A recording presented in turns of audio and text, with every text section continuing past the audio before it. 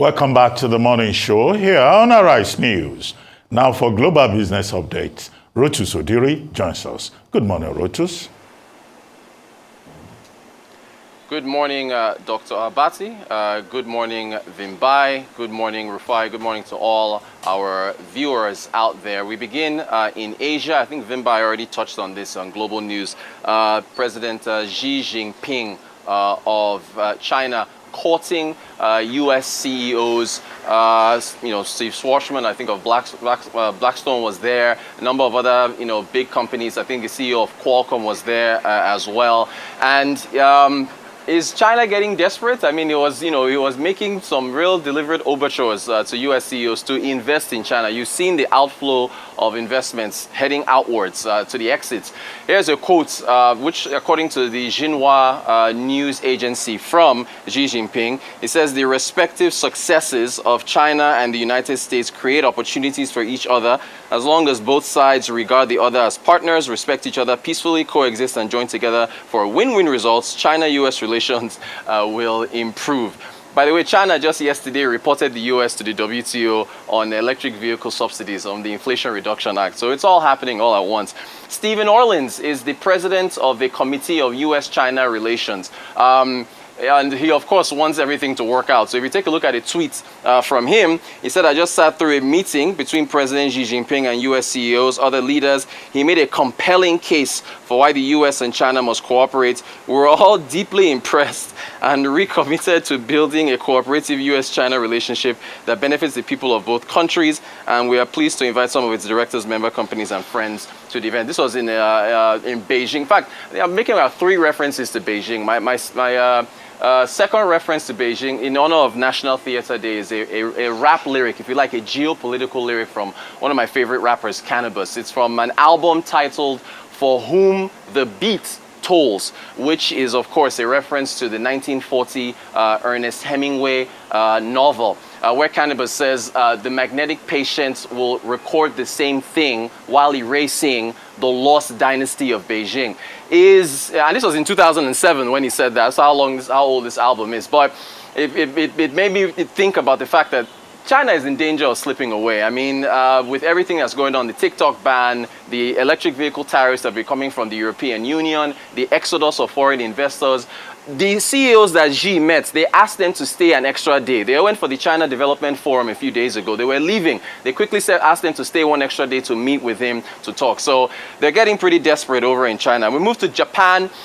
This news broke right as we were getting on the Global Business Report around 11 a.m. Japan's economic team issued a stark warning to currency speculators yesterday. Why? Because of the movement of the yen. So there was a meeting between Mr. Ueda, Kazuo Ueda, of course, who is the governor of the Bank of Japan, Mr. Suzuki, who is the finance minister, and also the vice chair of financial intermediary matters in Japan. So they issued a warning based on the fact that the yen has been sliding. Here's a quote from Suzuki. He says, "We are watching market moves with a high sense of urgency. We will take bold measures against excessive moves without ruling out any options."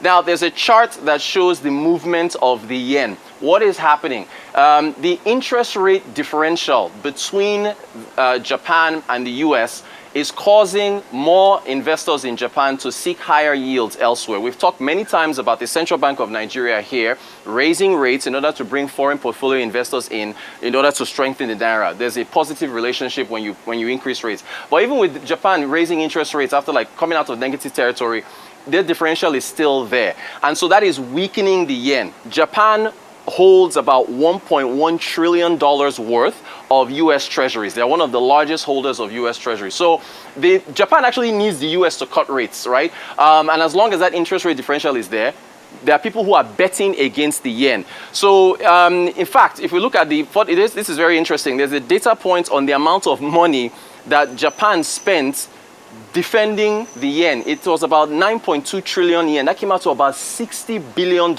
And the Japanese yen is a floating currency. So, you put back to matters here in Nigeria, think about how much Nigeria has spent, trying to defend a fixed exchange rate in the past.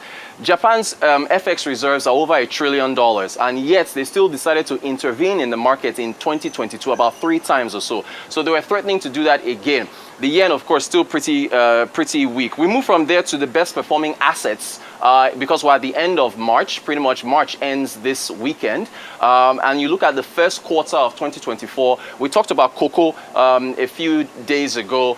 Bitcoin, also one of the best performers. Cocoa, gold, and then funny enough, even though the Japanese yen is so weak, the Nikkei 225 was one of the best, in fact, the best performing index in 2023, and yet again the best performing index in the first quarter of 2024, as well as the US S&P 500 and the Australian ASX. So that gives you an idea of, possibly a guide to where to put your money in the second quarter of 2024 as we begin April next week.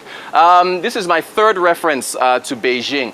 Mumbai has eclipsed Beijing, but just by one figure, with the number of billionaires. So the India story, we keep seeing, the tentacles of the India story showing up everywhere. If you look at the top 10 cities that have the most billionaires, of course, New York, the city's so nice, they named it twice, is number 1 with 119 billionaires. London comes in second place, but you can see Mumbai in third, 92 billionaires, Beijing at 91. And as you take a look, you can get an idea of the richest countries in the world just by looking at that top 10 list. What about how many global billionaires do we have? About 3,237 of them.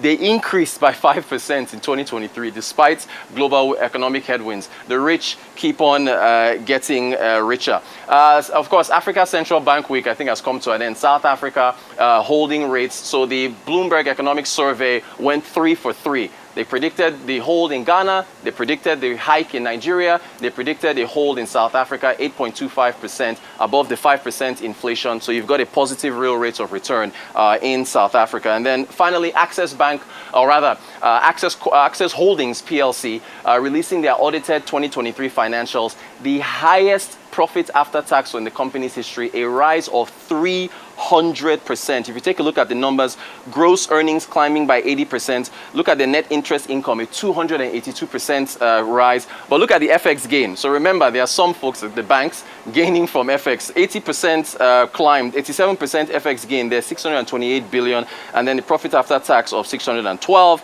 A dividend of 1 naira 80 kobo. It gives you a dividend yield of about 7.5%. So, rest in peace to Dr. Herbert Wigwe. His company still going strong. All right, rest in peace, Herbert Wigwe. So Rotus, for the proponents of don't defend the currency, willing seller, willing buyer, you can see what Japan is doing, that they still defend the currency one way or the other. So for the proponents that talk about a float, there is no country that absolutely does a float. They still need to intervene. Britain spent about close to £14 billion in a day on Black Wednesday in 92 to defend the pound sterling. Japan is to defend it. But I think what Japan has done over the years, what is coming back to bite them as regards their currency now. Because they deliberately, artificially kept the yen low so that they will be able to sell their exports cheaper. And this has not worked because it's a fine line, it's a balancing act. Because as their exports get cheaper, also their imports will increase. So now that things are going haywire, they are now trying to create a buffer line. In fact, if you go back historically, I think it was in 1985, that Americans had to call Japan and a couple of other countries to a table in the Plaza Hotel in New York, something called the Plaza Hotel Agreement, where they told Japan, stop manipulating your currency.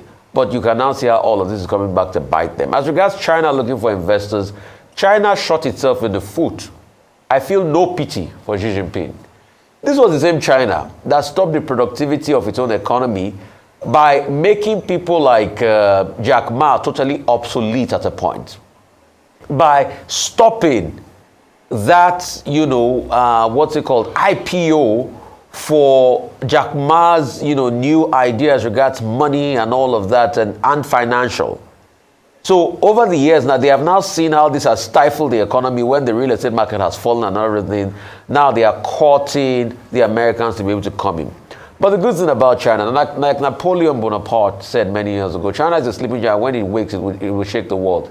They have the capacity to wake up and still shake the world.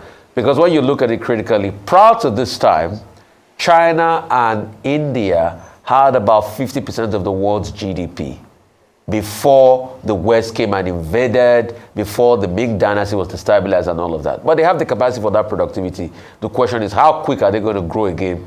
Hopefully, China does not become like Japan, that has stalled in growth since the early 90s. Because at some point, this same Donald Trump used to shout about Japan being the problem in the 90s. Today, it is China. Okay, in 1997, when I was at the University of Maryland at College Park, one of the books we read in our American Foreign Policy Process class was a book titled The Coming Conflict with China, written by Richard Bernstein, I think, and Ross Munro. And the argument in that book is that the 21st century is going to be dominated by conflict between China and the United States, because China will emerge as a threat to the United States. I think that, this U.S.-China Business Council relations that you were reporting must be seen within that geopolitical context. You were saying China is likely to slip away. I made reference to Bernstein and Munro to make the argument that China is not going to slip away. You recall that in early March, when the parliamentary meetings on the economic outlook for 2024 was held, when Lin Keqiang, I think that's the name of the premier, gave us a summary of the outlook, he made it clear that China is looking at 5% growth this year. And that China, they are going to pivot away from real estate that already has problems with Evergrande and Country Grand, whatever, and focus on manufacturing and focus on attracting investment. And what happened? Xi Jinping, meeting with this, American businessmen, Qualcomm, some of the other big ones, is just to show that that China is ready for business and investment. So if you have the CEO of Blackstone, having audience with Xi Jinping, I think it's consistent with the outcome of that early March meeting. China is looking for 5% growth. They have a big market. For that market to drive growth, they will have to do business with others. And it's also a way of signaling to the United States. The same United States that is blocking access to semiconductors. Is it not instructive that also yesterday, Wednesday, Xi Jinping met with Mark Rutte, the Netherlands Prime Minister, the same Netherlands that is supporting the US to block access to semiconductor components for China. So what we're dealing with is geopolitics. And to summarize on that, China has taken the United States to the WTO to initiate dispute proceedings on access to subsidies on electronic vehicles, which is part of the problem. Europe is fighting China on EVs.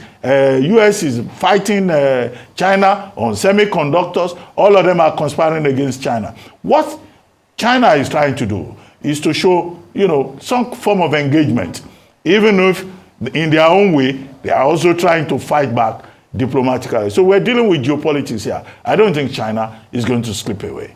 No, right. I don't think so. As you're talking geopolitics, I completely agree with you, Dr. Abati. Of course, I'm excited to see two BRICS nations, having these major hegemonic conversations. I'm talking India and China. And I look at things from a different perspective. I don't think that this marks any decline for China. I think this is more of the United States looking for other ways to try and prop themselves up, lest we forget that there is an emerging crisis, economic crisis as well. You look at cost of living, you look at unemployment, so many factors to consider in that United States economy. And Elon Musk, let's not forget, a lot of his success is based on the fact that he partnered with Chinese firms to build Tesla. So a lot of room for symbiotic relationships, and I think it's important to highlight the fact that the US also does need these relationships to move forward. Rotus, thank you so much for the update. I always love when you stand at the balcony.